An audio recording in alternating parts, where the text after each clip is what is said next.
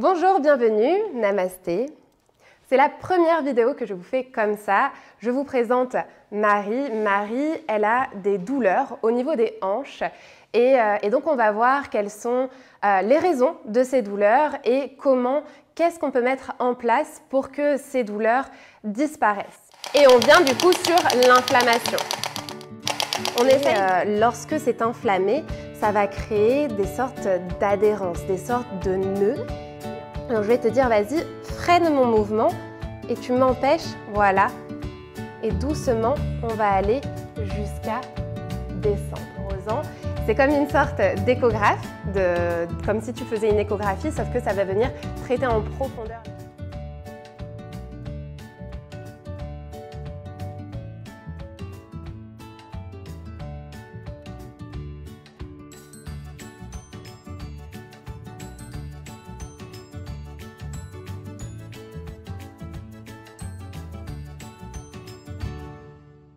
Je vais te demander de m'expliquer quelles sont tes douleurs, depuis combien de temps et quel a été le diagnostic.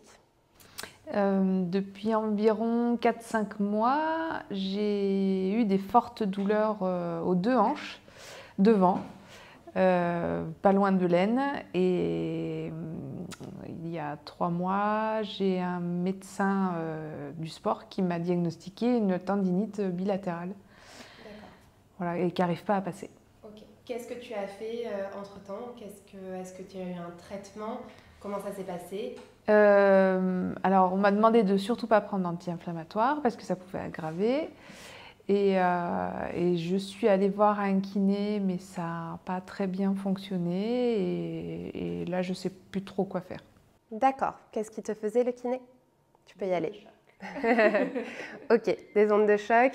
Et un peu de froid, tu m'avais dit, je crois. Un peu de cryothérapie, oui. D'accord, ok. Pas de mobilisation, il ne t'a pas donné d'exercice à faire, il ne t'a pas donné de mouvement par rapport à ton alimentation non plus? Non. D'accord. Donc, déjà, le principe de la tendinite. Donc, ici, tu as soit la tendinite avec ton quadriceps. Ici, tu as le droit fémoral qui vient s'insérer sur la crête iliaque, ici. Et tu as également le psoas, qui a des douleurs qui sont au niveau de la hanche. Donc, c'est possible que ce soit deux muscles qui soient responsables, ou c'est peut-être même les deux. Mais l'essentiel, c'est de savoir que cette douleur inflammatoire, c'est une inflammation de tes fibres musculaires. En général, c'est plutôt les tendons, vu que c'est une tendinite, mais l'inflammation, elle pourrait être aussi au niveau du corps musculaire, un peu plus bas. Là, par exemple, pour le psoas, c'est la partie charnue qui passe au niveau de la hanche et ce n'est pas forcément une tendinite puisque c'est l'inflammation du tendon. Bref, pour ta tendinite, en fait, dans les muscles, tu as des fibres et donc dans les tendons aussi. Et lorsque c'est inflammé, ça va créer des sortes d'adhérences, des sortes de nœuds. Et en fait, c'est ça qui fait que ta douleur, elle ne passe pas. Et c'est ce qui fait que tu as besoin de faire des mouvements pour venir réaligner ces fibres. Les ondes de choc, c'était une bonne idée, mais il aurait fallu les associer avec des mouvements, avec des étirements qu'on va voir ici, que je vais te montrer. Ensuite, tu as également un autre appareil qui sont des ultrasons qui permettraient de faire casser les fibres musculaires, casser les adhérences. Parce que lorsque on a des adhérences comme ça, donc les ultrasons, c'est un appareil qui est défibrosant. C'est comme une sorte d'échographe, comme si tu faisais une échographie, sauf que ça va venir traiter en profondeur les muscles. Donc, si tu retournes chez un kiné, tu peux demander à faire des ultrasons puisque c'est au niveau de la tendinite. Si c'était de l'arthrose au niveau des hanches, les ultrasons, ça ne va pas assez en profondeur, ça descend entre 3 et 5 cm. Ensuite, pour les exercices, il va falloir que tu fasses de l'exercice excentrique. Je t'explique. L'exercice musculaire, il est de 3 types. Il y a le concentrique, l'isométrique et l'excentrique. Le concentrique, c'est lorsque, par exemple, au niveau de ton bras, tu vas venir resserrer tes fibres musculaires. Là, tu vas forcer pour ramener tes fibres. Si ici, tu as ton biceps qui s'insère au niveau de ton épaule et au niveau de ton bras, tu refermes ton bras, les fibres se resserrent. Lorsque tu restes ici, par exemple, si il y avait quelque chose qui te retenait et qu'il n'y avait pas de mouvement, c'est de l'isométrique, ça ne bouge pas. Et pour les tendinites, il faut faire de l'excentrique, c'est-à-dire qu'il faut avoir une contraction dans l'allongement des fibres musculaires. Et donc, juste après avoir stimulé ton muscle, on peut utiliser les ondes de choc, on peut utiliser les ultrasons, on peut utiliser le scrapping, c'est ce que je vais te faire maintenant. Ensuite, on va venir, une fois qu'on a en quelque sorte cassé les cellules qui sont mauvaises, qui te font mal, on va venir étirer le muscle pour réaligner les fibres et pour faire partir cette adhérence pour avoir un muscle qui sera moins douloureux et progressivement qui ne sera plus douloureux du tout. On y va ? Combien de fois généralement il faut le faire, tu penses? Alors, les premiers résultats peuvent apparaître au bout de 6 séances. 6 séances d'ondes de choc. Les ondes de choc, en général, c'est une fois par semaine. Donc, ça veut dire au bout de 6 semaines. Si la tendinite est prise tôt, ça peut passer au bout de peut-être 21 jours, parce que 21 jours, c'est le temps de la cicatrisation. Que ce soit au niveau de ta peau, de tes muscles, il y a une première phase de cicatrisation qui met 21 jours. Donc, c'est vraiment le minimum 3 semaines pour faire partir une tendinite qui a pu s'installer un petit peu.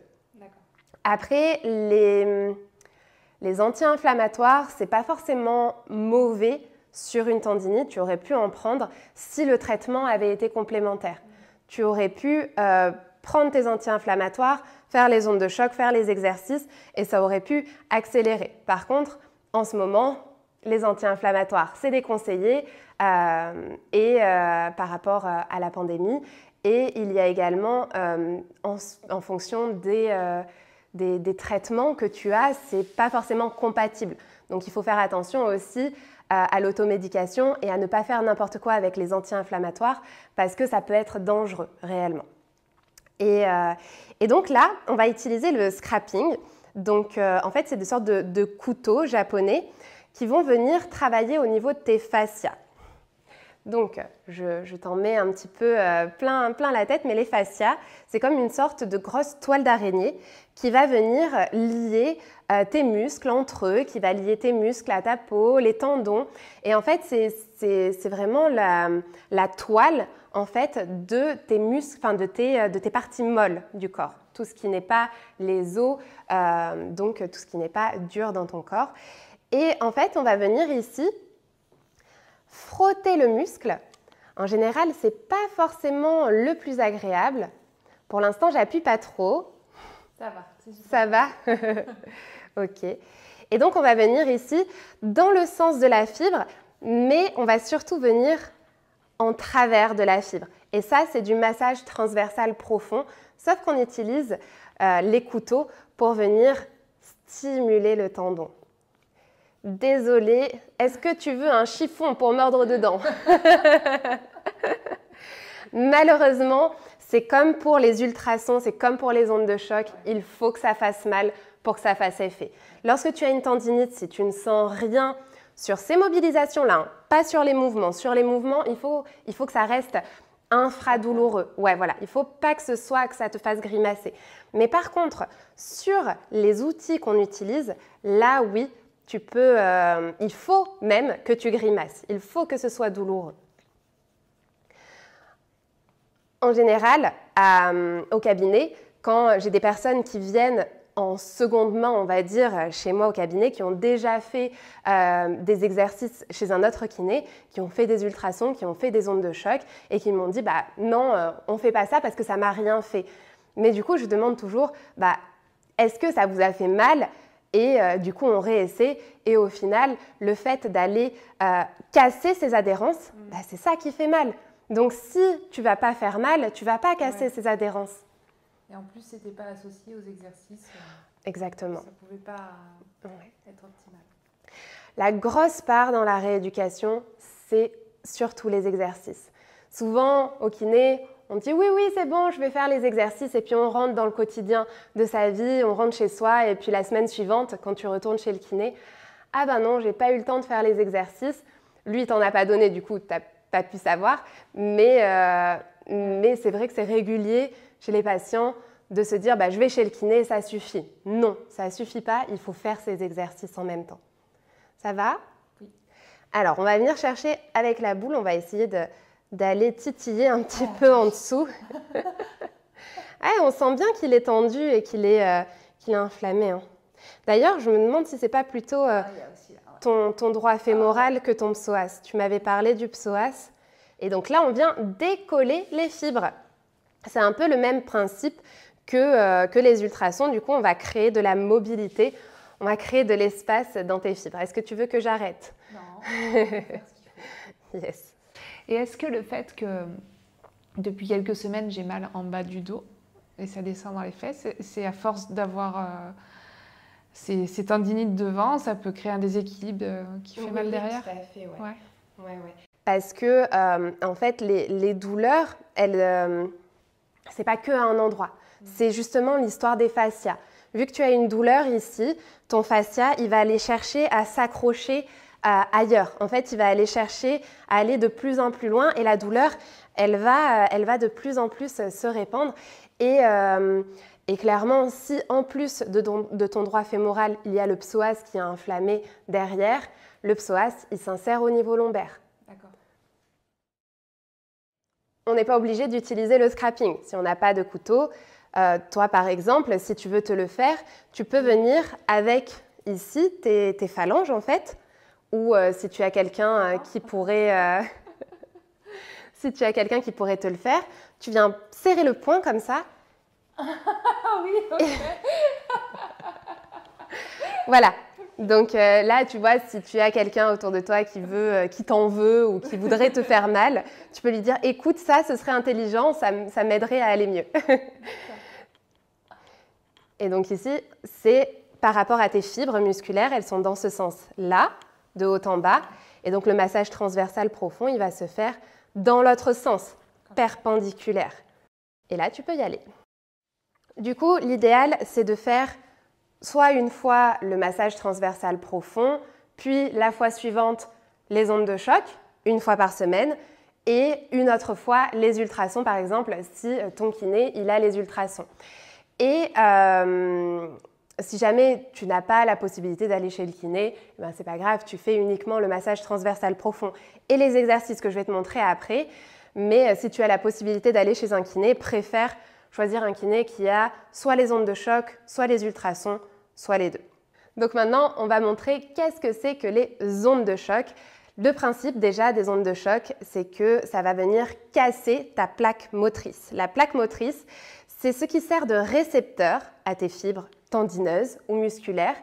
Et en fait, c'est des récepteurs nerveux. Et lorsque tu as une tendinite, ces récepteurs, ils sont un peu comme enrayés, ils ne fonctionnent plus très bien. Et les ondes de choc vont permettre de venir casser ces cellules qui sont malades, qui sont dysfonctionnelles, pour que ton corps vivant, qui se régénère, il puisse en créer de nouvelles saines. Donc on va montrer ce que c'est que les ondes de choc. Donc les ondes de choc, ça fait beaucoup de bruit. Je te conseille de venir mettre un cache. Donc maintenant que tu as le casque anti-bruit, on va choisir le programme pour les hanches. Hop. On choisit le bon embout qui est adapté pour les hanches et ensuite on va lancer la machine. Donc ça va faire beaucoup de bruit. On va essayer de se placer au niveau de la hanche, de la crête iliaque. Et on vient du coup sur l'inflammation. On essaye d'englober la zone. On ne fait pas uniquement à l'endroit où tu as mal, justement par rapport à ces adhérences.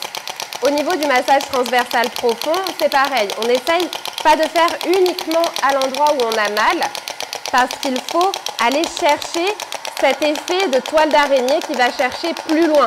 Donc il faut vraiment essayer d'englober la zone, mis à part sur les épines calcanéennes où lorsqu'elles sont bien ciblées, il suffit de rester principalement sur l'épine, mais je vous parlerai peut-être de l'épine sur une autre vidéo.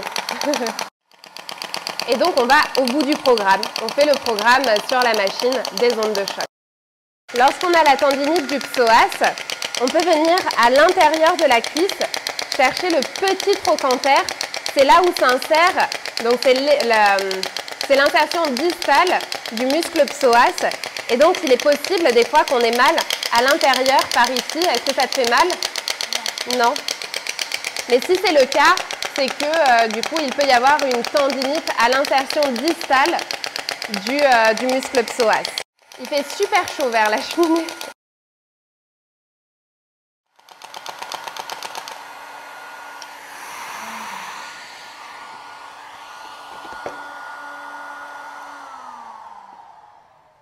Eh ben attends, ça a duré 2 fois plus longtemps que lui. Ouais. Attends, je baisse un peu parce que j'ai trop chaud. Ok, ouais, ça a duré 2 fois plus longtemps. Peut-être qu'il coupait le programme. C'est possible, hein, pour aller plus vite. 2 fois plus longtemps et puis bah, il y avait beaucoup plus de douleur quand même. Ouais, d'accord. Et le mouvement n'était pas pareil, il faisait juste comme ça. D'accord. Et il appuyait moins. Mais c'était la même machine, on est d'accord. C'était le même genre de machine. Ouais. Je ressentais la même percussion. D'accord, ok, ça marche. Je voulais juste te dire quelque chose aussi par rapport au froid. Le froid, finalement, ça fait un peu polémique aujourd'hui. On ne sait pas trop si il faut en mettre, il ne faut pas en mettre. Lorsqu'on se blesse, on peut venir mettre du froid pour diminuer l'inflammation.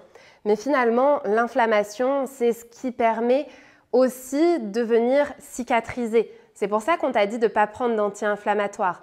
Mais il te mettait du froid aussi, la cryothérapie, c'est quelque chose qui est très utilisé et qui marche. Mais dans mes protocoles, dans la rééducation qui fonctionne en tout cas avec mes patients, on ne met pas de froid juste après. Dans la journée qui suit la séance, on ne met pas de froid. Si la douleur continue le lendemain, on peut en mettre.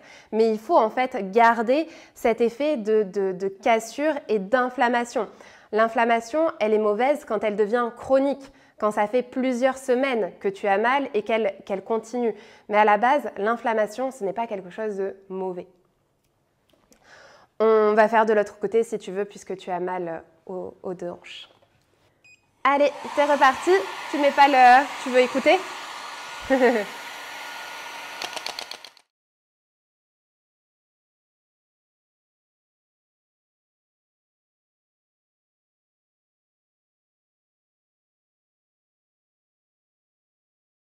Et en fait, ça dure depuis après le premier confinement. Ah oui, quand même. En fait, ça fait plus de quelques mois alors. Oh, ben, en fait, on a recommencé les randonnées après le premier confinement. Ouais. Et ça venait quand je faisais des grosses montées, comme si je montais des marches. Là, ça commençait à s'enflammer, mais ça partait en 24-48 heures. Donc, je ne m'inquiétais pas plus que ça. Et puis, c'est depuis le mois d'août. Tu aurais pu faire les exercices qu'on va faire juste après. Voilà. Ouais.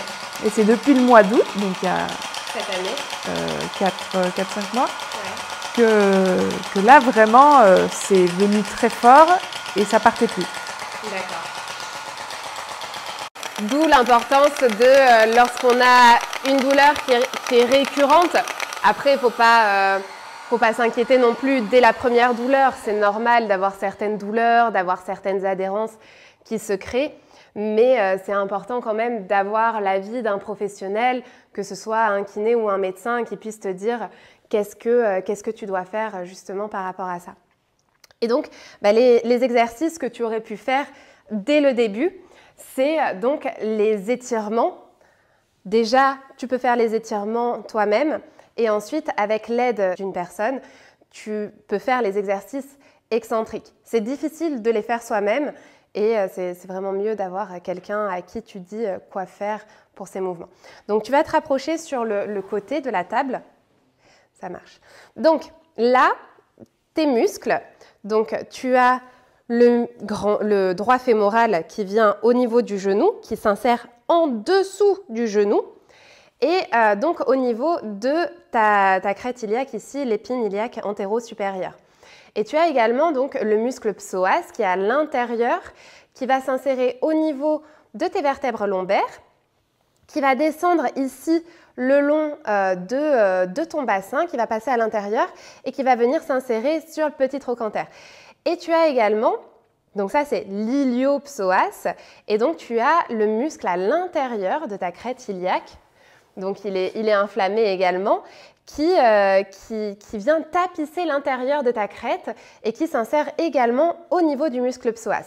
Ça, je te l'explique pour que tu comprennes les mouvements, parce que du coup, en fait, il va falloir te mettre avec le pied en dehors de la table pour éloigner les fibres musculaires. L'idéal, c'est de venir avec ta jambe de l'autre côté, mettre une flexion pour en fait, tu vois, là, ta jambe, automatiquement, elle se relève. Et du coup, si tu es seul, tu peux décider de mettre un poids, par exemple, sur ta cuisse pour aider à aller chercher dans l'extension au niveau de ta hanche. Si c'est que au niveau du psoas, c'est suffisant. Par contre, si c'est au niveau du quadriceps, au niveau du droit fémoral, il faut aussi venir mettre la flexion au niveau du genou parce que ton muscle il vient s'insérer, ton tendon vient jusqu'au bout, en dessous de ton genou. Ouais, je le sens. Et donc là, c'est pour ça qu'on a besoin, ou alors tu peux essayer de te caler avec quelque chose, une chaise, un tabouret, quelque chose qui puisse te maintenir avec la jambe en flexion. Et c'est essentiel que tu lèves ton genou ici pour en fait accentuer l'étirement. Ok ? Les étirements, le temps, c'est 3 fois 30 secondes. On essaye de faire 3 fois 30 secondes de chaque côté, chaque jour. Si tu peux le faire 2 fois par jour, c'est idéal. Si tu le fais déjà 1 fois par jour, c'est très bien en faisant les 3 fois 30 secondes. Allez, maintenant, donc ça, c'est l'étirement. Ensuite, pour faire l'excentrique. Il vaut mieux séparer en 2 étapes, le muscle psoas et le droit fémoral. Pour le muscle psoas, en fait, tu vas venir, ici, on lève un peu ta jambe, tu vas attraper toujours ton autre jambe dans la main. Et en fait, là, tu vas chercher à freiner le mouvement, comme si tu voulais relever le genou, sauf que tu me laisses gagner. C'est moi qui vais descendre ta hanche, mais toi, tu vas freiner le mouvement. Tu ne le retiens pas complètement, mais tu le freines. Je n'ai pas d'autres mots. Voilà. Donc là, je tiens ta jambe parce qu'il ne faut pas avoir de contraction. Lorsque je relève ta jambe, n'accompagne pas le mouvement pour ne pas entraîner de contraction concentrique, comme je t'expliquais au début de la vidéo, pour que les fibres ne se resserrent pas.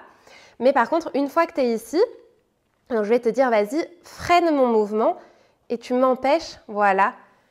Et doucement, on va aller jusqu'à descendre. Tu relâches et c'est moi qui remonte ta jambe pour recommencer. Et là, tu contractes, voilà, tu freines le mouvement.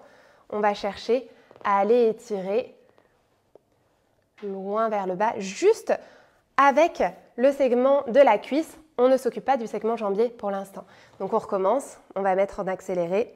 Alors attention là, tu tenais la jambe pour la remonter. C'est vraiment à moi de la remonter.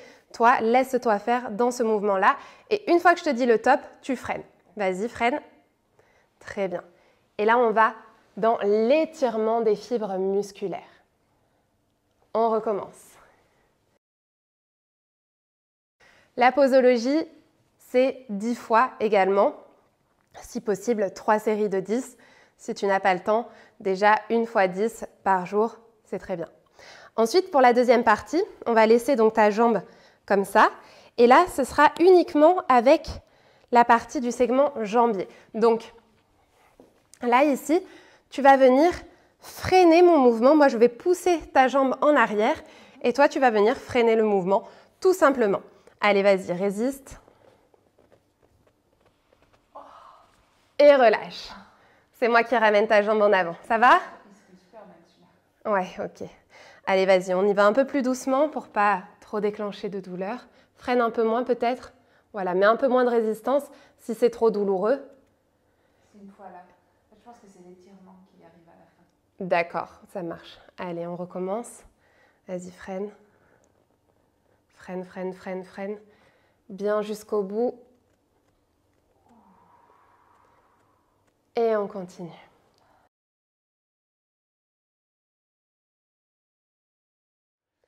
Ok, donc tu as compris, l'essentiel, c'est vraiment de ne pas venir contracter pour relever. On a souvent tendance à vouloir accompagner le mouvement parce qu'on a peur que la jambe soit trop lourde, mais non, c'est vraiment essentiel de ne pas venir contracter ton muscle lorsque tu remontes la jambe, lorsque la personne qui t'aide remonte la jambe.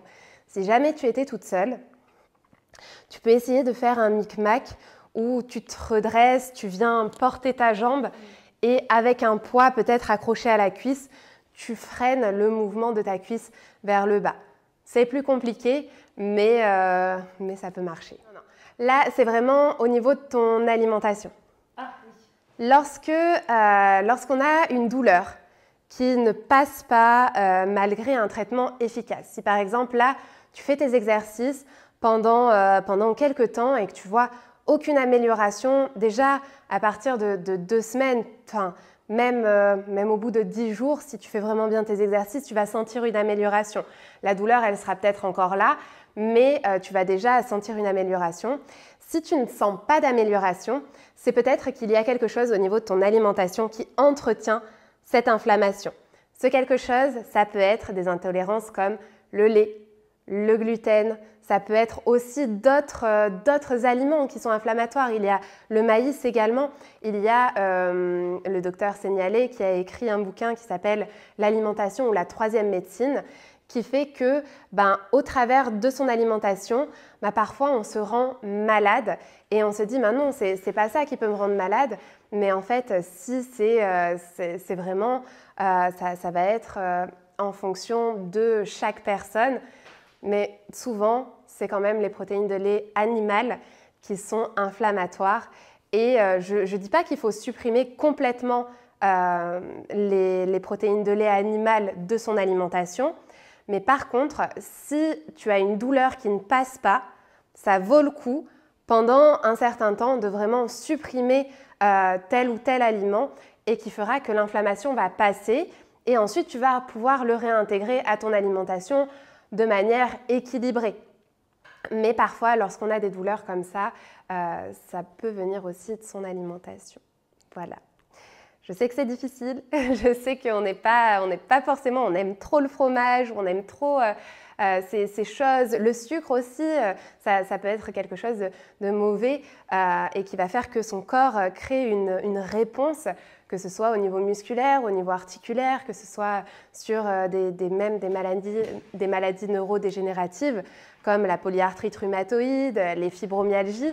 Et en fait, on ne le dit pas assez, mais clairement, lorsque des personnes qui ont des douleurs comme ça, qui ne passent pas avec les traitements, c'est que ça vient de l'alimentation, ou qui ne passent pas pour, par exemple, les fibromyalgies, polyarthrite, ça va être de faire une activité modérée, de type modéré, comme le yoga, le pilate, ce genre de choses, qui te permettent de donner de la mobilité à ton corps. Et si malgré ça, tu as encore des douleurs, c'est sûrement dû à l'alimentation. Voilà. Merci d'avoir voulu partager avec nous tes douleurs et d'avoir fait mon cobaye pour vous montrer les différents traitements qu'on peut faire pour les douleurs au niveau des hanches. Et dites-moi dans les commentaires si vous avez aimé, si vous avez trouvé ça intéressant, si vous avez des questions par rapport à ce qu'on a dit dans cette vidéo. Et s'il y a d'autres thèmes que vous voulez que j'aborde, je ferai au mieux pour répondre à vos demandes. Et je vous dis à très vite sur le tapis. Namasté.